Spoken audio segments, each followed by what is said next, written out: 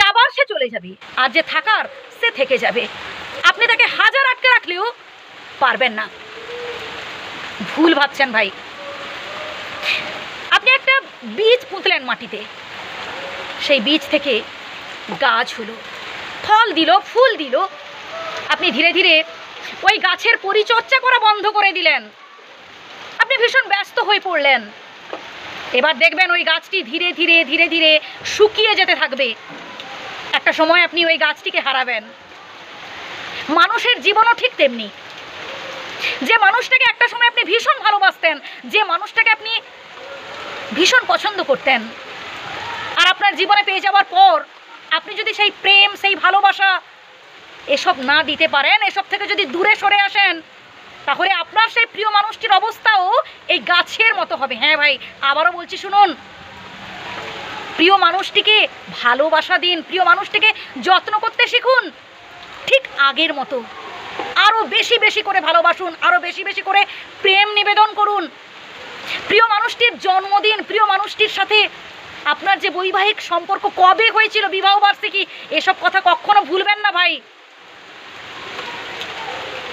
মাঝে মধ্যে প্রিয় মানুষটিকে নিয়ে বাড়ির বাইরে কোথাও থেকে একটা ঘুরে আসুন।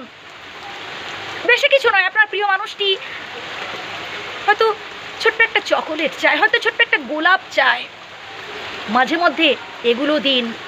দেখবেন এতে প্রেম, এতে আপনাদের মধ্যে সম্পর্ক আরও গভীর হয়, আপনাদের মধ্যে সম্পর্ক আরও সুদৃঢ় হয়।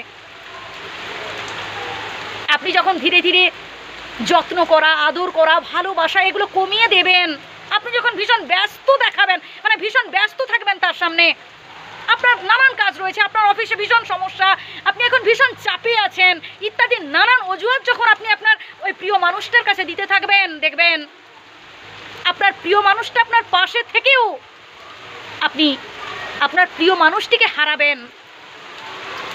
আপনি আপনার প্রিয় মানুষটিকে ভালোবাসতে পারছেন না, আপনি আপনার প্রিয় মানুষটিকে যত্ন করতে পারছেন না।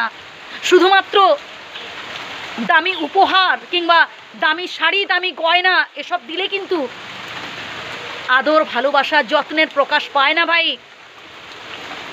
হাজার আপনি ব্যস্ত থাকলেও অন্তত অফিস থেকে একটাবার ফোন করে জিজ্ঞেস করুন আপনার প্রিয় মানুষটার শরীর কেমন আছে, আপনার প্রিয় মানুষটা খেয়েছে কিনা, আপনার প্রিয় মানুষটা ঘুমিয়েছে কিনা, বিশ্রাম নিচ্ছে কিনা। দেখবেন আপনাদের মধ্যে ভালোবাসা আরও বাড়বে। ঠিক যেমন আমি গাছের উদাহরণ দিলাম, একটু ভেবে দেখুন। কথাগুলো যদি একেবারে বুঝতে না পারেন, আবার প্রথম থেকে কথাগুলো শুনুন ভাই, আপনাদের সম্পর্ক আরও মধুর হবে, আরও ভালো হবে। আমি চাই প্রত্যেক সংসারে যেন সুখ আসে, প্রত্যেক সংসারে স্বামী স্ত্রীর মধ্যে যেন একটা ভালোবাসার সম্পর্ক তৈরি হয়, আরও বেশি করে যেন তাদের মধ্যে ভালোবাসা বাড়ে। তাই এই ভিডিওটি আমি তৈরি করলাম। কেমন লাগলো অবশ্যই কমেন্ট করে জানাবেন, আমার প্রণাম নেবেন।